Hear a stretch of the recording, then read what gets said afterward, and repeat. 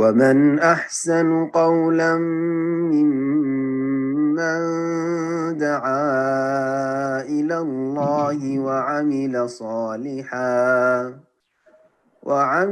صالحا وقال إنني من المسلمين.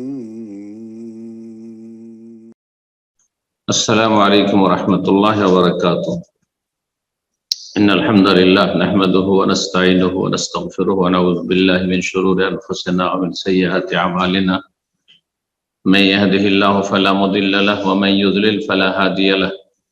وأشهد أن لا إله إلا الله وحده لا شريك له وأشهد أن محمدا عبده ورسوله صلى الله تعالى عليه وعلى آله وصحبه وسلم تسليما كثيرا. أما بعد, সম্মানিত ভাই এবং বোন সকল, যেখান থেকে আমাদের সাথে যুক্ত হয়েছেন, আল্লাহ রাব্বুল আলামিনের প্রশংসা এবং প্রিয় নবী সাল্লাল্লাহু আলাইহি সাল্লামের উপর সালাত ও সালামের পর আজ 7ই রবিউল সানি 1445 হিজরি মোতাবেক 22 অক্টোবর 2023 আমাদের ধারাবাহিক আলোচনা ফিকহুস সালাত, সালাতের মাসাইল, পর্ব নম্বর 18। বিষয়বস্তু ধারাবাহিক গত 4 সপ্তাহ থেকে চলে আসছে। আজকে পঞ্চম, সালাতের পদ্ধতি। সালাতের পদ্ধতিতে বিস্তারিত আলোচনা হয়েছে। আজকে পঞ্চম আলোচনা হচ্ছে সালাতের পদ্ধতির ক্ষেত্রে আমরা যেখানে থেমেছিলাম সেখান থেকে শুরু করব। থেমেছিলাম তাশাহুদ এবং সালাত আলান নবী সাল্লাল্লাহু আলাইহি ওয়াসাল্লাম, নবী সাল্লাল্লাহু আলাইহি ওয়াসাল্লামের প্রতি সালাত পেশ করা দুরূদ ইব্রাহিমী, এতদূর পর্যন্ত হয়েছে। আজকে আলোচনায় আসবে, আজকের বিষয়বস্তু বিশেষভাবে দুরূদ ইব্রাহিমের পরে যেসব দোয়ায় মাসুরাগুলি রয়েছে প্রিয় নবী সাল্লাল্লাহু আলাইহি ওয়াসাল্লাম থেকে বর্ণিত, তারপরে সালাম ফেরার পদ্ধতি, বিভিন্ন পদ্ধতি, আর তারপরে বেশ কিছু মাসাইল এই সালামের সাথে সংক্রান্ত। সালাম ফেরার পরে ইমাম সাহেব কিভাবে বসবেন ইত্যাদি। আগামী আলোচনা ইনশাআল্লাহ তাআলা সালাম ফেরার পরের জিকির আজকার সম্পর্কে হবে। তো আজকের আলোচনা শুধু দোয়ায়ে মাসুরা থেকে শুরু করে সালাম ফেরা পর্যন্ত যেসব বিষয়গুলি রয়েছে ইনশাআল্লাহ তাআলা সংক্ষেপে আমরা পেশ করার চেষ্টা করব। লেখক রাহিমাহুল্লাহ তাআলা যা কিছু নিয়ে এসেছেন তা অবশ্যই আলোচনা করব, আর তার সাথে প্রয়োজনে আমরা সংযোজন করে থাকি। যেখানে দেখা যায় যে কিছু কথা অসম্পূর্ণ থাকছে অথবা কিছু উপকারী পয়েন্ট রয়েছে যেগুলি উল্লেখ করলে ভালো হয়, এগুলো আমরা খেয়াল রাখি। তো বলছেন লেখক, সুম্মা ইয়াকুলু সালাতে ইব্রাহিমিয়া আল্লাহুম্মা সাল্লি আলা মুহাম্মদ আল্লাহুম্মা বারিক আলা মুহাম্মদ, এটা ইন্নাকা হামিদুম মাজিদ শেষ করার পরে বলবে এই দোয়াগুলি। কয়েকটি দোয়া এখানে নিয়ে এসেছেন। প্রথম দোয়া নিয়ে এসেছেন, আল্লাহুম্মা ইন্নী আউযু বিকা মিন আযাবি জাহান্নাম ওয়া মিন আযাবিল কবরি ওয়া মিন ফিতনাতিল মাহি ওয়াল মামাত ওয়া মিন শাররি ফিতনাতিল মাসিহিদ দাজ্জাল। সহিহ মুসলিমের হাদিস, সহিহ মুসলিমে 588 নম্বর। এই হাদিসে যা রয়েছে বা এই দোয়াতে রয়েছে, অনুবাদ করে দিই। বলছেন, আল্লাহুম্মা, হে আল্লাহ, ইন্নী আউযু বিকা, আমি তোমার আশ্রয় গ্রহণ করছি, মিন আযাবে জাহান্নাম, জাহান্নামের শাস্তি হতে, ওয়া মিন আযাবিল কবরে, কবরের আযাব বা শাস্তি হতে, যে তুমি আমাকে জাহান্নামের আযাব দিও না, কবরের আযাব দিও না। ওয়া মিন ফিতনাতিল মাহিয়া ওয়াল মামাত, জীবন মরণের ফিতনা হতে, জীবনে যতদিন আছি আর মরণের মুহূর্তে, পূর্ব মুহূর্তে, মরণের পরে ফিতনা হচ্ছে জিজ্ঞাসাবাদ, মরণের পূর্ব মুহূর্তে শয়তানের গোমরাহির, শয়তান বিভ্রান্ত করতে পারে যে কোনো মানুষকে শেষ মুহূর্ত পর্যন্ত, বিশেষ করে জিন শয়তান সেই সময় আপ্রাণ চেষ্টা চালায় যে একজন জান্নাত থেকে জাহান্নামের পথে নিয়ে যাবে।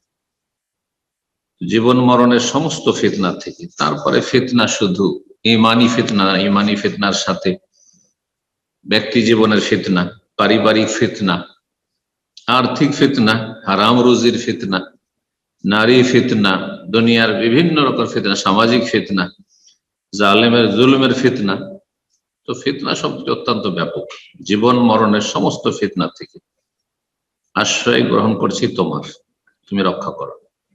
ওয়ামিন শাররি ফিতনাতিল মাসিহিদ দাজ্জাল, আর মাসিহুদ দাজ্জালের ফিতনার অনিষ্ট থেকে। দাজ্জাল যে আসবে, যেটি কিয়ামতের বড় লক্ষণগুলির অন্যতম, সেই সময় মুসলিমদের ঈমান বহাল রাখা কঠিন হয়ে পড়বে। অধিকাংশ অলরেডি তার আগে বেদিন হয়ে যাবে, আর যা হয়ে গেছে অনেকটাই শুরু হয়ে গেছে। 95% জন মুসলিম আর বেনামাজ। যে কয়জন আছে তার অধিকাংশই আল্লাহ হেফাজত করুন। এই জন্য দাজ্জালের ফিতনার আগেই দুনিয়া থেকে বিদায় নেওয়া, ফিতনা মুক্ত হয়ে, এটি মুসলিম জীবনের বড় একটি সফলতা, বড় সফলতা। যে কোন রকমের এমন ফিতনার সম্মুখীন হলেন না যাতে ঈমান ইসলাম হারিয়ে যায়। আল্লাহুল মুস্তাআন।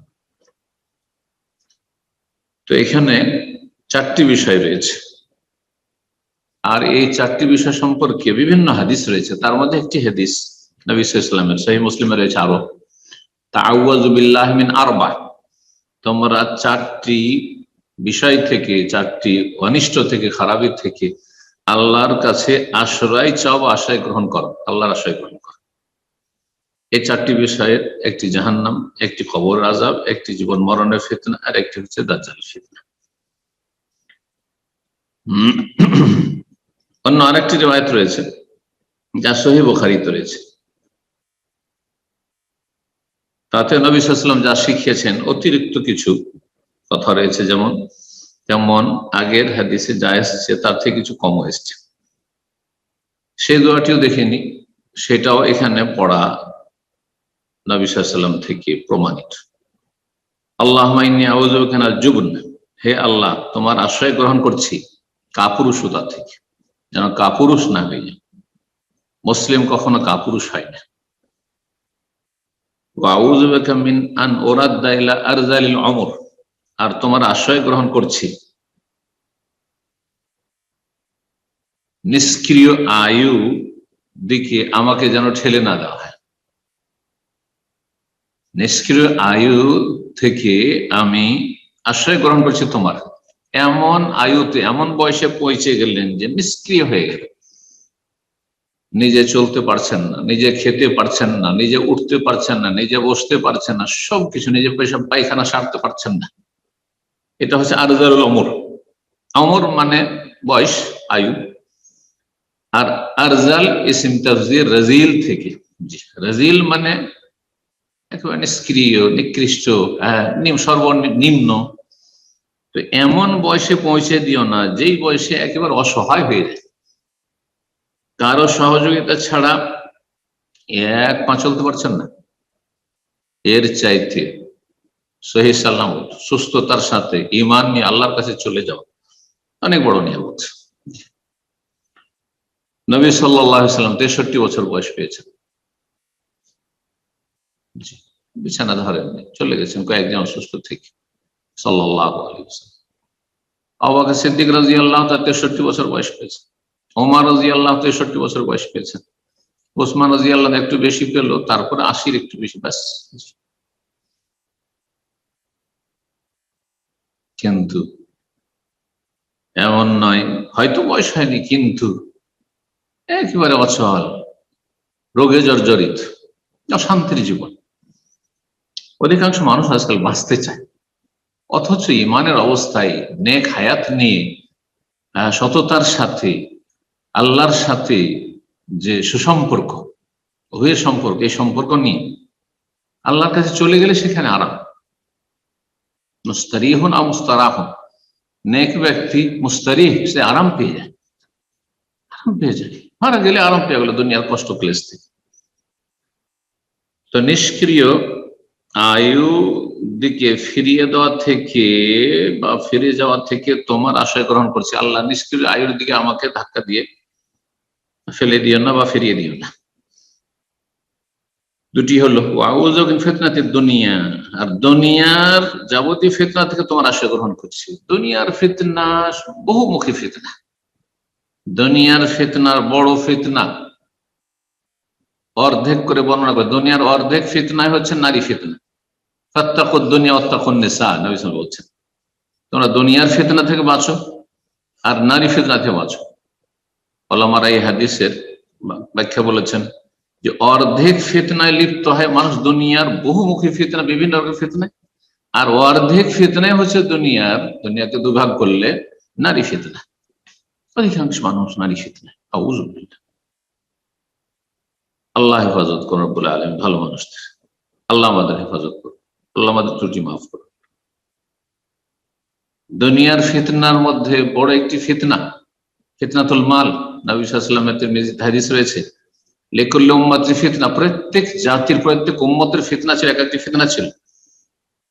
ওয়া ফিতনাতু উম্মতি আল মাল, আর আমার উম্মতের বড় ফিতনা হচ্ছে পয়সা। পয়সার খেলা, যেখানে বড় বড় আলেমদের, দায়ীদের আর হুজুরদের, মাদ্রাসার দায়িত্বশীলদের, সেখানে অবস্থা কঠিন অবস্থা, কিয়ামতের দিনে ফেঁসে যাবে রব্বুল আলামিনের কাছে। নেতৃস্থানীয় ব্যক্তি যাদের হাতে আল্লাহ আমানত তুলে দিয়েছেন, রাষ্ট্রীয় আমানত, সামাজিক আমানত, প্রশাসনের বিভিন্ন দপ্তরে রয়েছেন, বিভিন্ন অফিসে রয়েছেন, বিভিন্ন প্রতিষ্ঠান, সরকারি বেসরকারি প্রতিষ্ঠানে দায়িত্বশীল, তাদের যে পয়সার ফিতনা, আউযু বিল্লাহ, বড় ফিতনা। আজকালকার নতুন ফিতনা হচ্ছে সোশ্যাল মিডিয়ার ফিতনা, ইন্টারনেটের ফিতনা, স্মার্টফোনের ফিতনা। এই যে ফ্যাসিলিটি, সুবিধাগুলো আল্লাহ দিয়েছেন, নিয়ামত, সেই নিয়ামত গুলি অধিকাংশ লোক পাপের কাজে ব্যবহার করে ফিতনায় নিমজ্জিত হয়ে যাচ্ছে। দুনিয়ার ফিতনা দোয়া ছোট্ট কিন্তু ব্যাপক অর্থপূর্ণ। দুনিয়ার ফিতনা হচ্ছে পারিবারিক ফিতনা, স্বামী স্ত্রীর ফিতনা, ঝামেলা লেগে আছে, অশান্তি।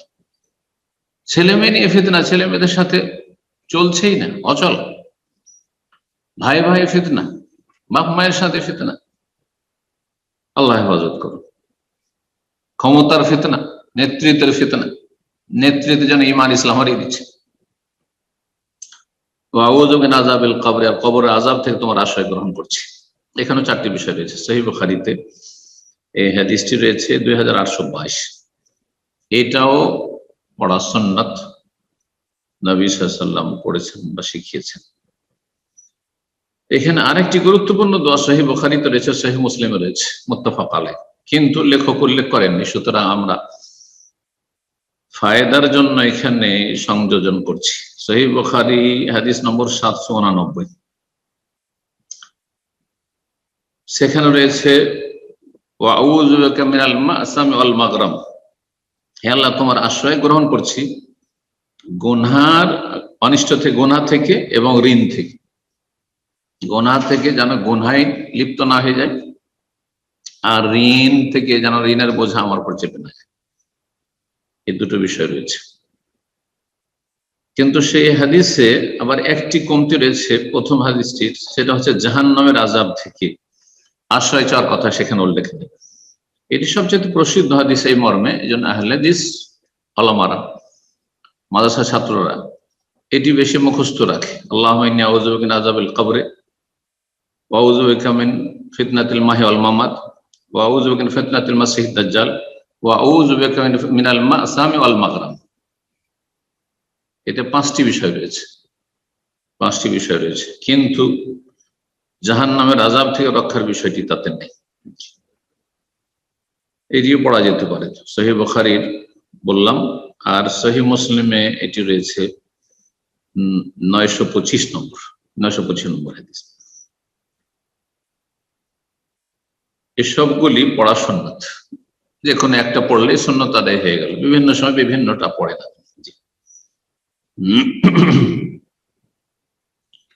এছাড়া অন্যান্য আরো দোয়া পড়তে পারেন। এই দোয়াগুলি সম্পর্কে চারটি বিষয় বা পাঁচটি বিষয় থেকে আল্লাহর কাছে আশ্রয় কামনা করা, চারটি অনিষ্ট থেকে বা পাঁচটি অনিষ্ট থেকে আল্লাহর কাছে আশ্রয় কামনা করা, এটি অধিকাংশ আইম্মায়ে কেরাম ওলামাদের কাছে সুন্নাত।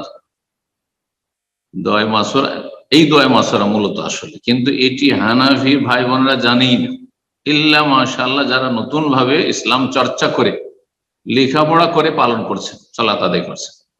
আর যারা পরম্পরা সালাত শিখছেন তারা কিন্তু এটা মোটেই পড়েন না, এই 4টি বা 5টি অনিষ্ট থেকে আশ্রয় কামনা মোটেই করে না, মুখস্থই না, আমি যা দেখেছি আমার দাওয়াতি অভিজ্ঞতা থেকে বলছি। সুতরাং উৎসাহিত করছি, এটি আল্লাহুম্মা ইন্নী যালামতু নাফসি চাইতে বেশি গুরুত্বপূর্ণ।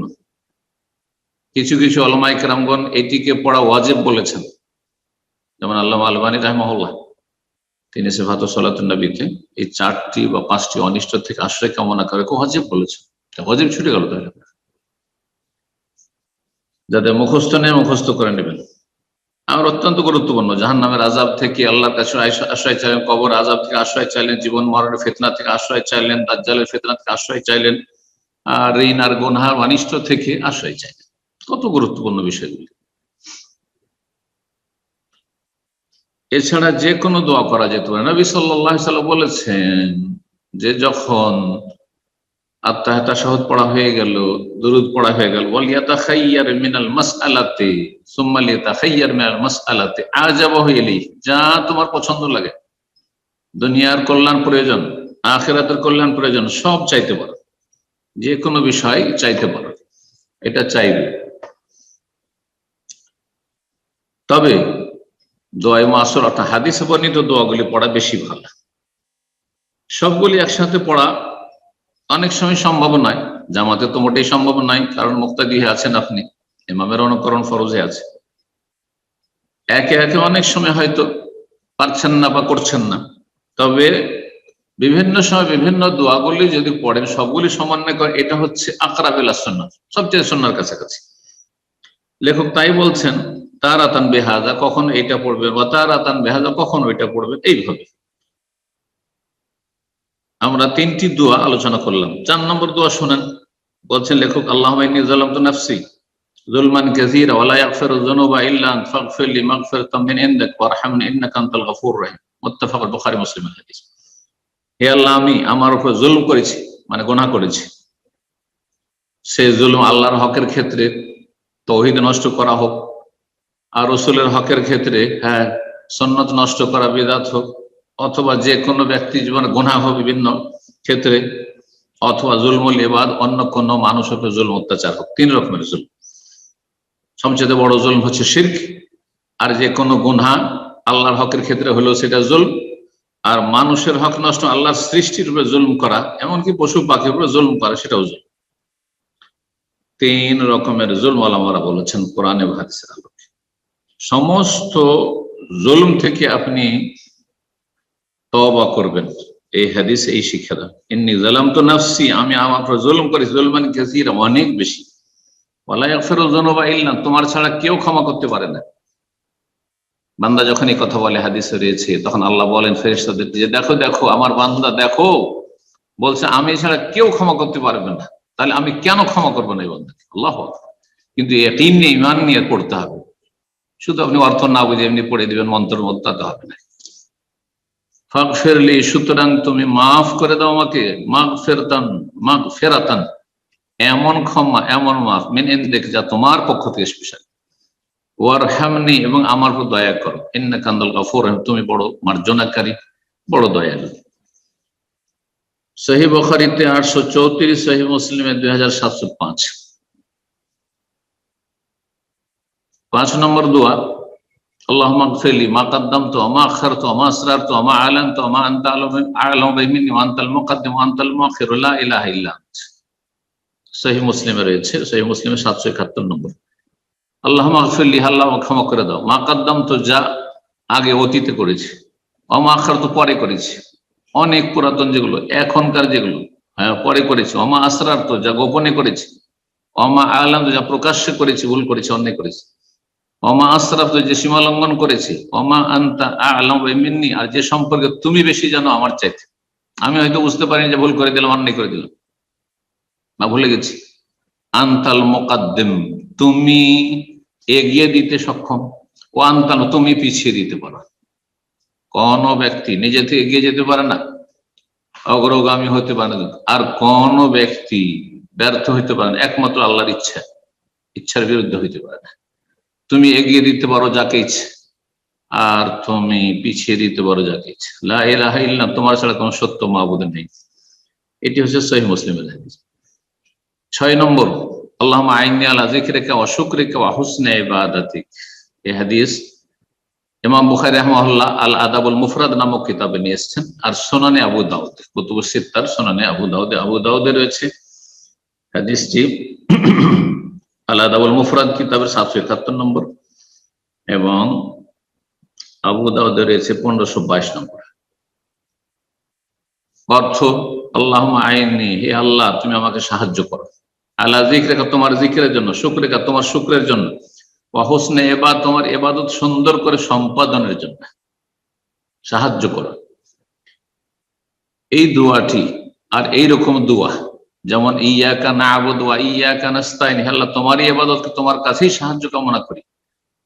ইমাম শাইখ ইবনে তাইমিয়া রাহিমাহুল্লাহ বলছেন যে আমি সমস্ত দোয়া নিয়ে আমি গভীরভাবে চিন্তা করে তাআম্মালতু আনফা দোয়া, সবচেয়ে উপকারী দোয়া কোনটি বান্দার জন্য, আমি গভীরভাবে গবেষণা করে দেখলাম। তারপরে ফাওয়াজাদতু আল আউন, তালাবুল আউন মিন আল্লাহ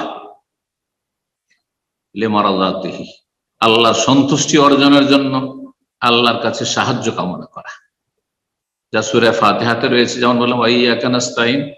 আর এই হাদিসের দোয়াতে রয়েছে আল্লাহুম্মা আইন্নি, হে আল্লাহ আমাকে সাহায্য করো, মদদ করো।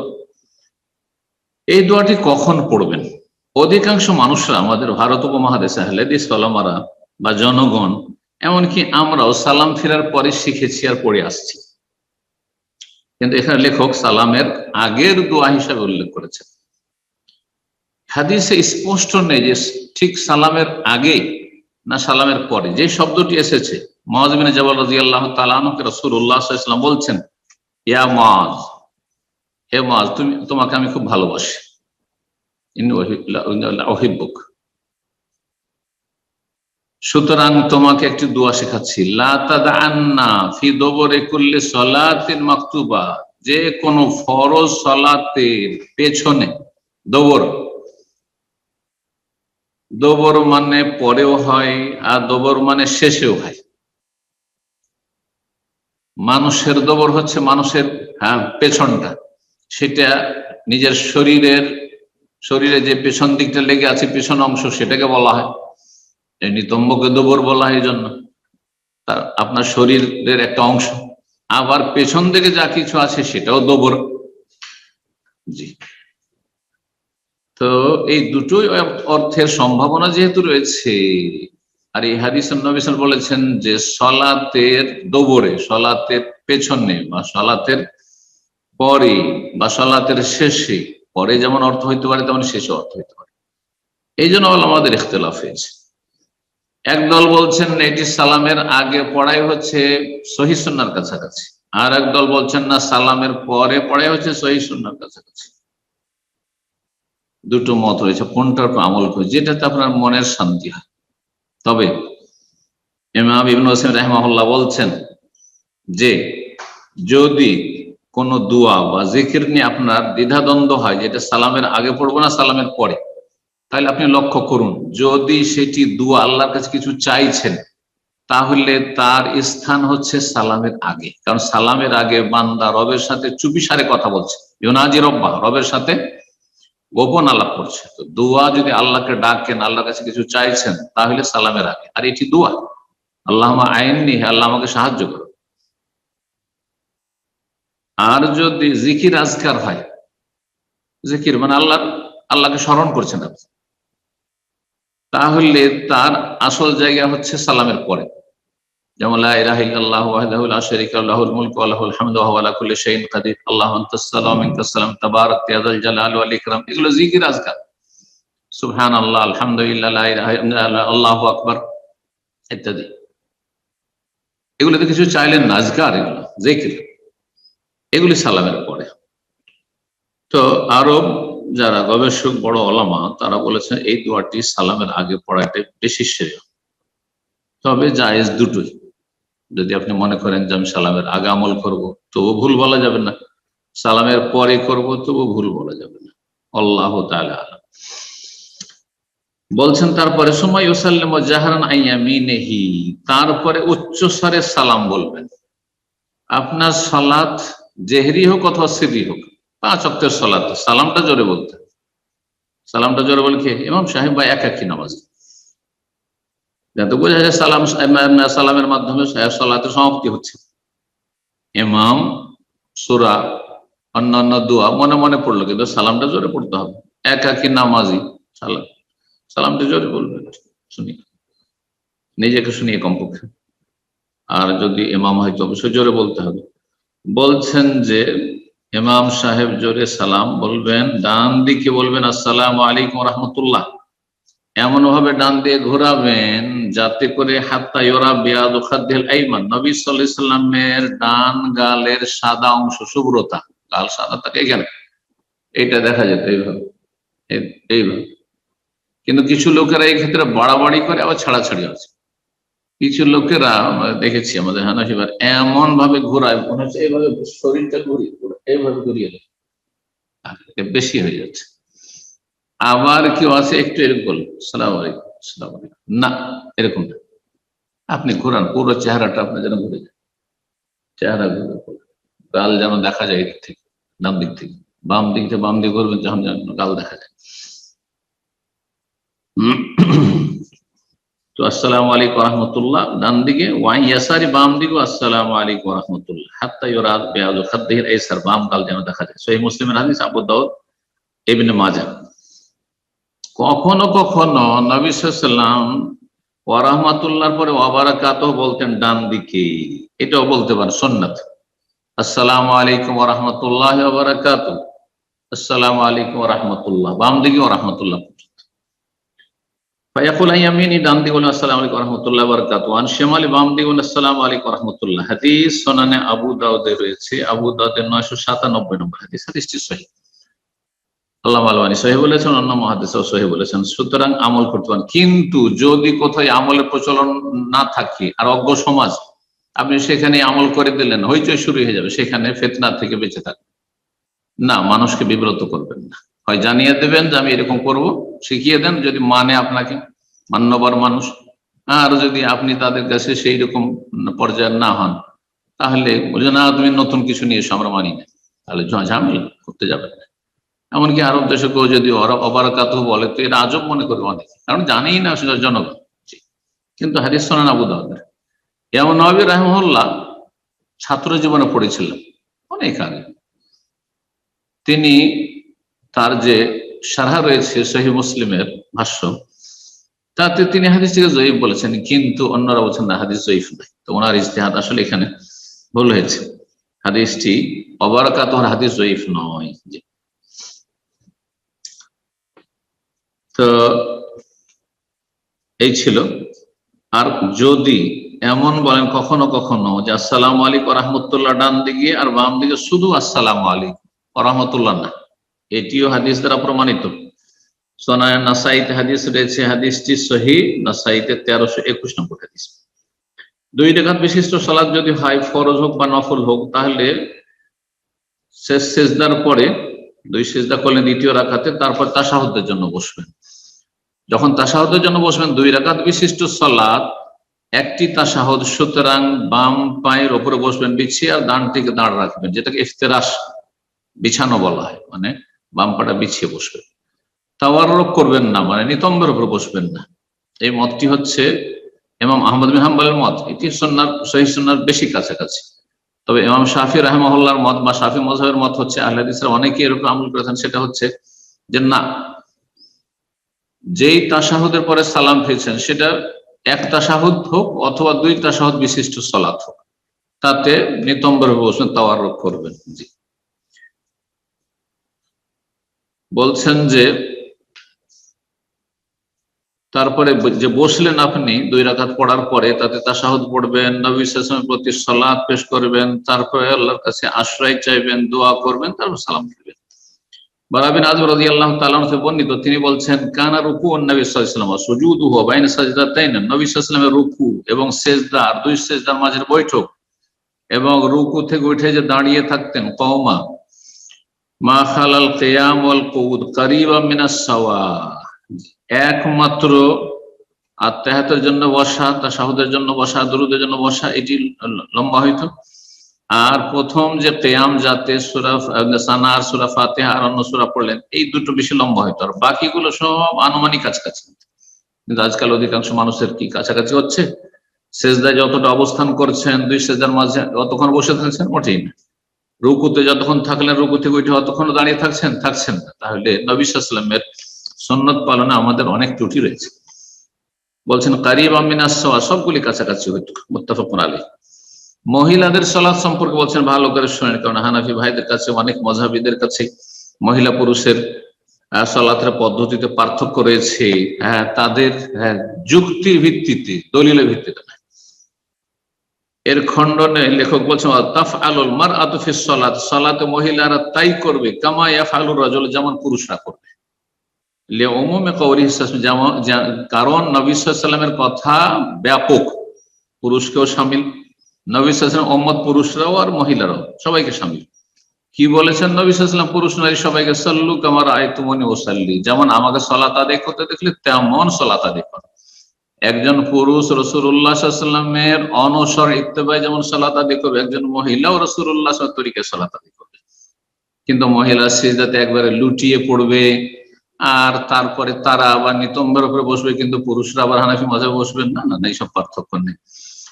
মহিলারা তো বুকের উপরে হাত বাঁধবে কিয়ামের সময়, কিন্তু পুরুষরা নাভির নিচে বাঁধবে, এইসব পার্থক্য নেই আসলে।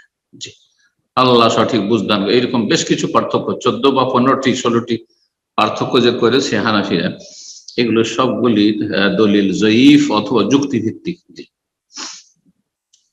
নবী সাল্লাল্লাহু আলাইহি ওয়াসাল্লাম থেকে এবং সাহাবায়ে কেরাম থেকে প্রমাণিত নয়। হাদিস সহিহ বুখারীতে রয়েছে, সহিহ বুখারীতে 631 নম্বর হাদিস, আমার মতো তোমরা সালাত আদায় করো।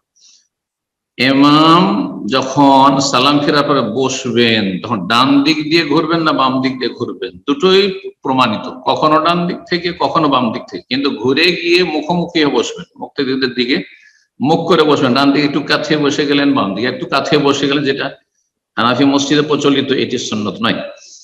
কুল্লু যালিকা সুন্নাতুন, ডান দিক দিয়ে ঘুরে বসেন, বাম দিক দিয়ে ঘুরে বসেন, কিন্তু ঘুরে বসতে হবে। মা আয়েশা রাদিয়াল্লাহু তাআলা আনহা বলেন, তিনি বলছেন কানা নবী সাল্লাল্লাহু নবী সালাম ফেরার পরে লাম ইয়াকুদ, বেশিক্ষণ কিবলা মুখে বসতেন না, ইল্লা মিকদারা মা ইয়াকুল, যতক্ষণ এই দোয়াটি বলতে লাগে, জিকিরটি, আল্লাহুম্মা আনতাস সালাম ওয়া মিনকাস সালাম তাবারাকা ইয়া যাল জালালি ওয়াল ইকরাম। সহিহ মুসলিমের হাদিস, সহিহ মুসলিম 592। হালাব রাদিয়াল্লাহু তাআলা আনহু বলছেন, বা হুলব রাদিয়াল্লাহু তাআলা বলছেন, কানা রাসূল ইয়াউমুনা, রাসূলুল্লাহ আমাদের ইমামতি করতেন, ফায়ান সারিফ আলা জানিবাইহি জামিয়ান, দুই দিক দিয়েই ফিরতেন রাসূলুল্লাহ সাল্লাল্লাহু আলাইহি ওয়াসাল্লাম, আলা ইয়ামিনিহি ওয়া আলা শিমালি, ডান দিক দিয়েও ফিরতেন আর বাম দিক দিয়েও। সহিহ আবু দাউদে রয়েছে, তিরমিজিতে রয়েছে হাদিসটি আল্লামা আল-আলবানী সহিহ বলেছেন। আবু দাউদ 1041 এবং তিরমিজিতে 301 নম্বর হাদিস। বলছেন লেখক, তাই ইয়াফআলু হাযা মাররা, কখনো ডান দিক দিয়ে ঘুরবেন, ওয়া হাযা মাররা, কখনো বাম দিক দিয়ে, ইহইয়া লিস-সুন্নাহ, যাতে সুন্নাত জীবিত থাকবে, ওয়া আমালান বিহা বিওজুহিল মাশরুহ, শরীয়ত সম্মত পদ্ধতিগুলোর আমলও করা হয়ে যাবে। আল্লাহ রাব্বুল আলামিন কবুল করুন, তৌফিক দান করুন, বিশুদ্ধ সালাতের পদ্ধতি শেখার, জানার এবং সেই অনুযায়ী সালাতের মতো সবচেয়ে গুরুত্বপূর্ণ মুসলিম জীবনের ইবাদত আদায়ের তৌফিক দান করুন, সংশোধনের তৌফিক দান করুন, বিদআত মুক্ত সালাত আদায়ের তৌফিক দান করুন। সাল্লাল্লাহু আলাইহি ওয়া সাল্লাম মুহাম্মদ ওয়া আলা আলিহি ওয়া সাহবিহি আজমাইন।